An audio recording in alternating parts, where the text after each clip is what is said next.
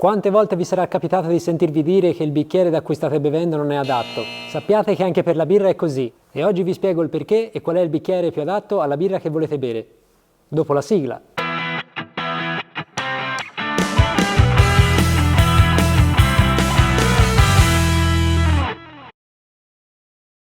Innanzitutto vorrei premettere che spesso la solita bevanda, che sia birra, vino o altro, può essere percepita in modo diverso a seconda del bicchiere che utilizziamo.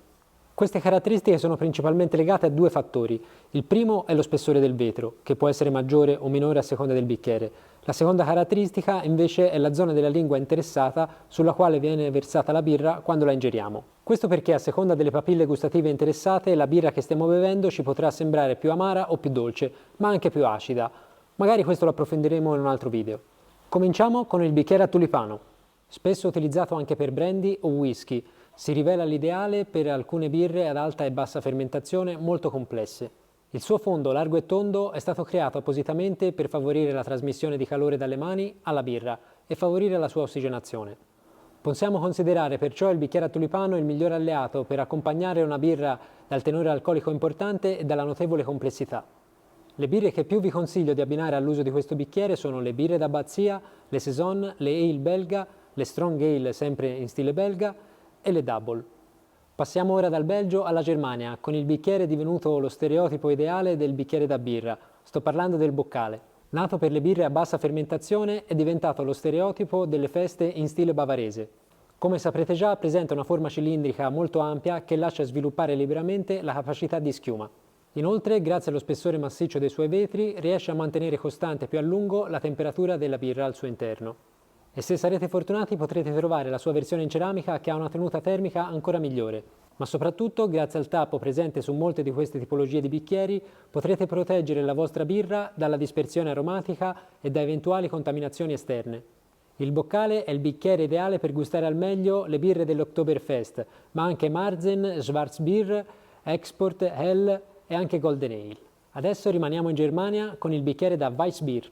Come fa intuire il suo nome, questo bicchiere è nato e pensato esclusivamente per servire le Weiss tedesche, ovvero le birre di frumento. Il suo finale largo favorisce la formazione di un cappello di schiuma imponente e compatto. Il suo corpo svasato aiuta la formazione della schiuma, elemento essenziale di questa tipologia di birre, creando un piccolo vortice ogni volta che il bicchiere viene sollevato e poi abbassato, facilitando così anche la salita degli aromi tipici delle Weiss.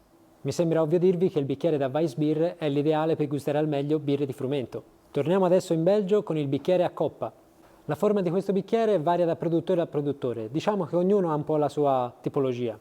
Spesso però purtroppo questo bicchiere non tiene conto delle caratteristiche della propria birra, ma viene utilizzato dai birrifici semplicemente come strumento di marketing, proprio per la sua eleganza e raffinatezza. Diciamo però che principalmente grazie alla sua ampiezza, questo bicchiere si presta bene per birre che hanno bisogno di ossigenazione per sviluppare al meglio i suoi profumi.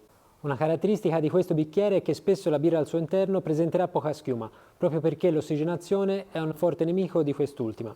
Perciò mi sentirei di consigliarvi l'abbinamento di questo bicchiere all'uso esclusivo di birre di Natale in stile belga, birre trappiste o d'abbazia, triple e bock. Passiamo adesso dal Belgio alla Repubblica Ceca, dove troviamo il bicchiere flute. Con il termine flute si intende spesso il Pilsner flute, un bicchiere alto dalla forma conica. Proprio questa sua struttura stretta aiuta al mantenimento della schiuma e la salita degli aromi anche in birre con un basso impatto olfattivo e favorisce l'aspetto visivo delle birre particolarmente limpide e chiare. Direi che le birre per eccellenza da utilizzare in questo bicchiere sono le Pilsner.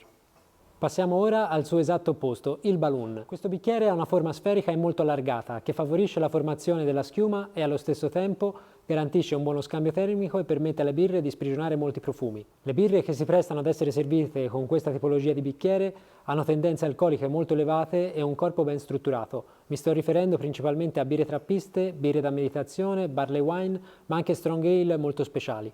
Passiamo ora velocemente al bicchiere alto, detto anche cilindrico. Questo ha una struttura sottile ma alta, che permette di esaltare al meglio il colore della birra chiara e fresca. È un bicchiere diciamo un po' universale, adatto ad accogliere birre come lager e porter. Passiamo ora ad uno dei bicchieri più iconici della birra, il quale ha ispirato anche un'unità di misura. Mi sto riferendo alla pinta. Dovete sapere che si distinguono tre tipologie di bicchiere pinta: la pinta inglese o pinta Nonic, la pinta irlandese e la pinta americana. La prima, conosciuta anche come pinta imperiale inglese, fu introdotta dal Parlamento britannico nel 1824 ed appunto, come vi dicevo prima, questa influì anche sul sistema di misura ufficiale. La pinta infatti corrisponde a 0,568 litri. Le due protuberanze tipiche di questi bicchieri e denominate Nonic furono introdotte negli anni 60 per i pub. Queste infatti agevolavano la presa ed evitavano che i bicchieri si incastrassero fra loro. La pinta Nonic, come tutte le pinte del resto, è costituita da una bocca molto larga che favorisce sorsi molto abbondanti e lunghi. Perciò direi che si adatta perfettamente alle classiche birre da pub londinese da bere anche durante il pomeriggio. Mi sto riferendo a birre come le English Pale Ale, le Bitter, le English Indian Pale Ale e le Porter. Passiamo ora alla pinta irlandese. Molto simile alla pinta inglese, questo bicchiere si differenzia per una leggera svasatura verso la fine che permette di trasmettere meno calore alla birra. Questo è dovuto al fatto che la superficie di contatto tra il vetro e la mano è inferiore. Come anche per la pinta inglese, la sua ampiezza alla bocca ne facilita la bevuta e amplifica i profumi. Resta soltanto la pinta americana, che presenta pareti leggermente inclinate e senza alcuna stondatura, a differenza di quella irlandese. E data la sua origine direi che è necessariamente da attribuire alla bevuta di birre americane. Infine aggiungerei che in commercio oggi troviamo numerosissime varianti o rivisitazioni moderne dei bicchieri di cui vi ho appena parlato. Ma direi che da oggi, dopo aver visto questo video, avrete le conoscenze necessarie per poter distinguere ognuno di essi e potervi gustare ogni birra al meglio. Io come sempre vi invito a mettere like ed iscrivervi al canale se il video è stato di vostro gradimento e se avete domande o dubbi potete farlo qui sotto nei commenti. Vi aspetto al prossimo video!